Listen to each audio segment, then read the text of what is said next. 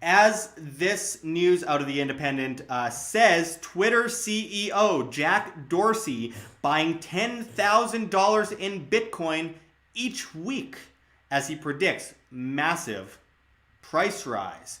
And as the article goes into, Twitter CEO Jack Dorsey has revealed he is spending thousands of dollars a week on Bitcoin in anticipation of a major turnaround for the cryptocurrency market. Mr. Dorsey, who is also the founder and CEO of mobile payments company Square, has been a vocal advocate of the cryptocurrency since 2017, haven't we all? But had never before spoken about his holdings. Speaking on the Tales from the Crypt podcast, Mr. Dorsey explained how he became fascinated by Bitcoin 2 years ago due to its potential for disrupting payments and the broader financial industry. Imagine, as he says, imagine being born this year, growing up only knowing that the potential for a global currency exists. That is exciting, he told podcast host Marty Bent. What that person does with that realization is amazing. It feels like that just accelerates things even faster. So I think there's a massive acceleration that's going to happen within the next 10 years. And as it goes on to say, during the 30-minute interview, Mr. Dorsey revealed that he had maxed out the $10,000 spending limit on his company's application, Cash App, in recent weeks. A recent trend on Twitter known as Stack Sat Saturday has seen fellow Bitcoin enthusiasts buy $25 worth of the cryptocurrency every Saturday. And I quote, "I saw that on Twitter," Mr. Dorsey said. "I would have participated, but I've already exceeded my limit." Ultimately, Mr. Dorsey said he believed that Bitcoin or another cryptocurrency would become the native currency of the internet that has the same borderless and global reach as the internet itself. The Square CEO added that his payment company is actively researching and developing ways to support the Bitcoin community and help make it happen. And I quote, "I don't wait around for that to happen to me or to us as a company. I want to help make it happen." To me, as it says, it all goes back to the internet. What does the internet want to be? It wants a currency. It's always wanted a currency. It just hasn't had the technology until 10 years ago. Other major tech companies have also shown an interest in cryptocurrency, including Facebook, which is rumored to be developing its own digital currency, a rollout across its messaging app, WhatsApp. The secret team of around 50 Facebook employees are working on a blockchain project that is expected to go live within the next 4 months. Fellow messaging apps, Telegram and Signal, are also planning their own cryptocurrency, either of which could help propel cryptocurrency into the mainstream through their significant reach. Now, I want to talk about the Jack Dorsey thing for a moment here, folks.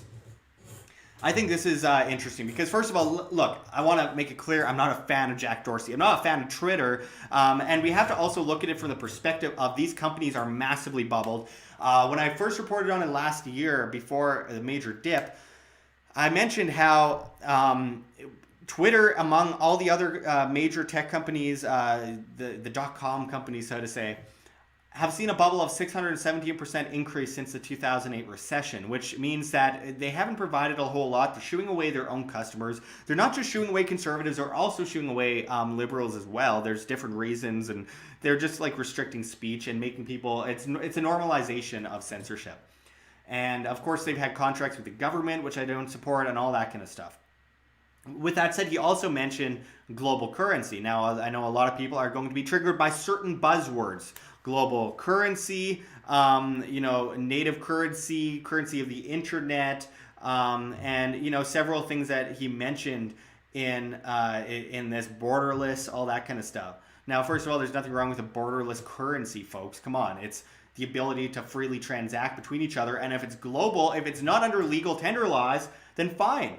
Once governments get in and start making promissory notes is a whole other story, but it wouldn't benefit them to use Bitcoin. It would more benefit them to use something like Ripple or something along those lines, or just create their own digital cashless society, which breaks away completely from the issue of Bitcoin itself. Bitcoin is, of course, scarce and in demand, and the second that goes away, if someone somehow tried to make some kind of fork where they created vast amounts of it or something like that, it would defeat the point. People would go away. The price would diminish. It would just, it's basic. And of course, if the government created Bitcoin, then they created a behemoth because they allowed there to be thousands of other ideas built upon the blockchain, including things like Monero and other privacy coins, which break away from the tracing of currencies and really hurt governments when it comes to tax revenue and etc. So anyway, and this whole idea of using cryptocurrencies to fund, pedophiles and terrorism and all that kind of stuff, it makes no sense. It's traceable. It's Bitcoin. It's traceable. It makes more sense to use fiat cash. And if we are going to go after things that could go towards terrorism, first of all, blame the government for being the biggest sponsor of terrorism. Second of all, we should probably say something about the fact that 99% of transactions that go to terrorists are in fiat US dollars. Again, fiat is by fiat, by legal tender laws, by law. It is enforced. It is forced upon the people. Vast amounts of quantitative easing, and fractional reserve lending, and in some cases zero reserve policies like we're seeing pop up in places like Canada. And what does that lead to? Well, that leads to vast amounts of debt, and then people pay the interest off the debt with their tax dollars. There's a difference. You can use a blockchain to enslave humanity if centralized. You can use a blockchain to overthrow that which enslaves humanity if decentralized. There's differences between the ideas of digital. Just because something's digital doesn't mean it's good. There's a CIA website, and then there's, YouTube, where we can exchange ideas, at least not as much as we used to, but to a great extent, or a cryptocurrency website, STEEMIT, BitTube, BitChute, etc. You can't judge one thing by all things. If you get sick from food at a restaurant, you blame that restaurant. You don't blame the food itself and stop eating. So, again, I think this is a very important subject to get into. And now with something like that, remember, Jack Dorsey is saying that he is maxing out the $10,000 limit on his Cash App. Who knows how much money he's putting into other things? Like I was getting at earlier with the tech bubble happening, it makes sense for these CEOs to pat their pockets. I mean, Jack Dorsey is a multi-billionaire in the future in cryptocurrency. I guarantee it. He is putting a lot of money into cryptocurrency. And what does that tell us? If the people that are infringing against us, if the people that are working against our free will as individuals are doing this stuff, what should we do as individuals? What should we do to protect ourselves? And that doesn't just include cryptocurrency, that includes gold and silver as well. So I think this is a very important point to make. People don't understand the differentiations between China's cashless society and the horrible coercive nature of it. And then, of course, individuals transacting on the free market with decentralized cryptocurrencies that are scarce like gold and silver, have demand and are about the subjectivity of value, which of course everything is subjective, nothing is intrinsic, because for it to be intrinsic means a magic number is floating over it and everyone has to accept that. People put numbers on things. Value comes from perception, and that perception might be adopted overall, but for example, if you were to trade go back a few hundred years with colonists and the pearl trade, a lot of these native tribes, they're like, I don't want these pearls. They're throwing them into a pile and burying them. They didn't care about them. And then these white settlers or colonists or Spanish colonists, etc., came over and they said, hey, we'll give you this really terrible small amount of money for it. And they're like, sure. And then those colonists went out and sold it and made insane amounts of money. So I think it's important to make note of all that.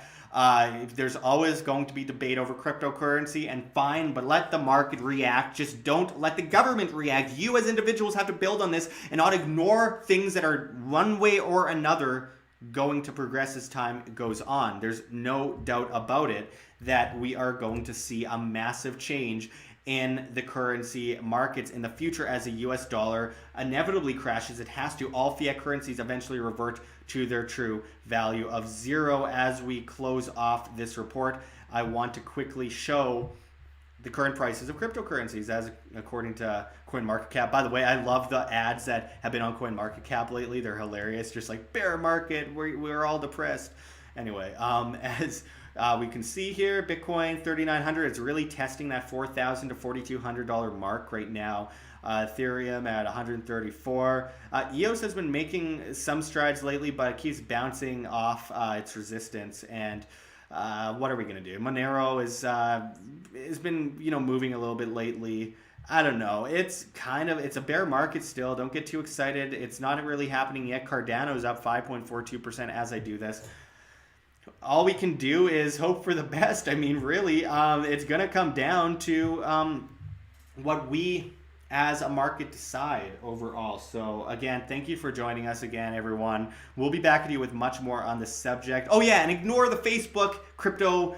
It's like Petrocoin. It's nothing. It doesn't exist. It's BS. Do not buy it. Run away, run to the hills. It's stupid. They just see their competitors using crypto and they're like, oh, we need to do something because their stocks are about to tank and they are in for a very rude awakening very soon. And a lot of that because of the blockchain and cryptocurrency, which by the way, it's not just about currency, it's about the infrastructure that can be built on the blockchain that can replace governments, etc. So anyway, thanks for joining us again. This is Josh Sigurdson signing out from World Alternative Media. Find the truth, be the change. Like what you see here, OM? Don't forget to check the links below. GoFundMe, Patreon. We can't do it without you. Any donation is very much appreciated, especially as we are so heavily demonetized and censored by YouTube as these guys come in and flag all of our content as hate speech. The shadow banning is getting really bad, guys. Also, check our Bitcoin address right here on the screen or in the description below. We really appreciate it. And of course, check us out at the Red Pill Expo 2019. Of course, the great G. Edward Griffin and so many other incredible speakers will be there. Our link for that is below as well. And we cannot forget Mike Maloney's GoldSilver.com, which you can also find in the description. One of the greatest market and monetary historians out there. We really encourage everyone to check that out. But until next time, this is Josh Sigurdson signing out from World Alternative Media. Find the truth, be the change.